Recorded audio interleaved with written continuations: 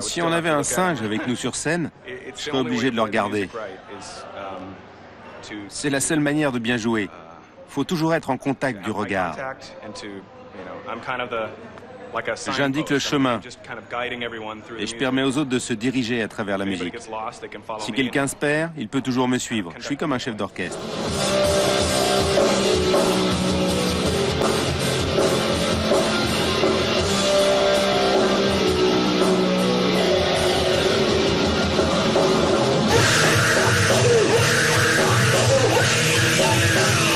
À 37 ans, Mike Patton est un surdoué.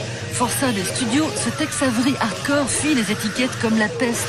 Hurleur pour les Dillinger Escape Plan, il se glisse dans la peau d'un human beatbox pour le dernier album de Björk. C'est la Patton Touch.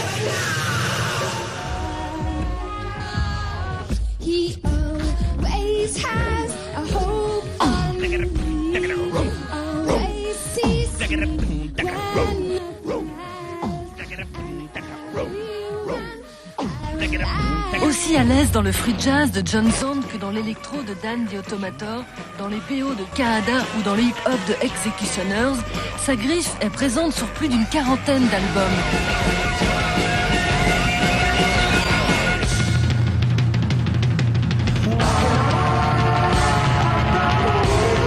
Ce boulimique collectionne aussi les groupes, créateur de Mr. Bungle, chanteur de Faith No More, leader de Fantomas et fondateur de Tomahawk. Mike Patton est partout et insaisissable à la fois.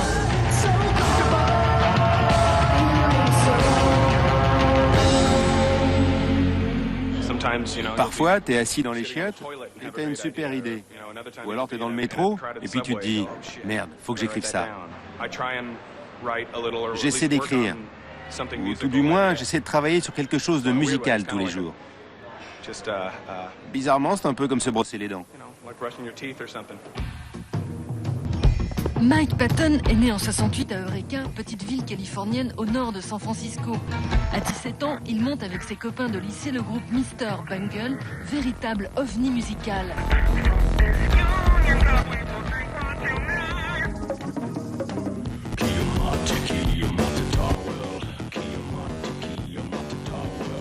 Quatre ans plus tard, après avoir essayé plusieurs voix, dont Courtney Love, les Faith No More débauchent Mike. Du haut de ses 21 ans, il écrit en 2 semaines les paroles du nouvel album.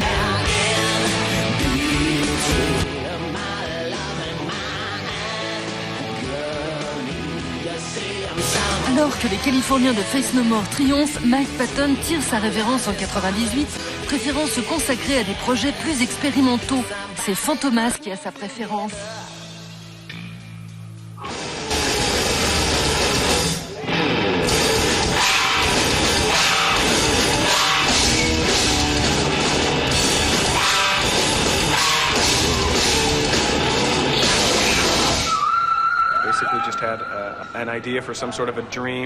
En fait, j'avais juste envie d'un groupe hardcore, death metal, qui jouerait des morceaux impossibles.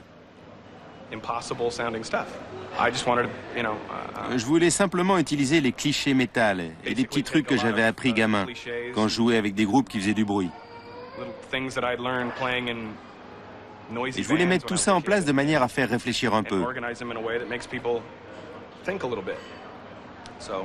Si ça t'arrête dans ta course, si tu es obligé de regarder et de penser, alors ouais, c'est mieux qu'on puisse faire.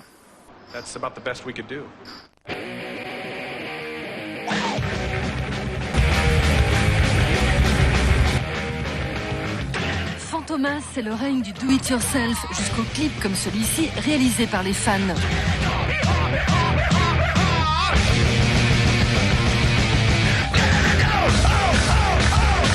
Véritable dream team du métal, le groupe rassemble le batteur de Slayer, le guitariste et chanteur des Melvins et l'ancien bassiste de Mr. Bungle.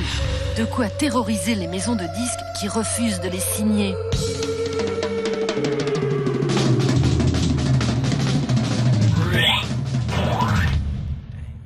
Mike Patton fonde alors son propre label, IPCAC, du nom d'un vomitif utilisé lors d'overdose. Ce qui est bien dans le fait d'avoir un label, c'est que tu as un endroit pour mettre ton disque. T'as pas à le vendre à quiconque. J'ai pas besoin de dire « Voilà mon disque, s'il te plaît, sors-le. J'espère que t'aimeras. » J'ai pas besoin de faire le macro. Je peux simplement faire de la musique et avoir une bonne maison pour l'accueillir. Home for it.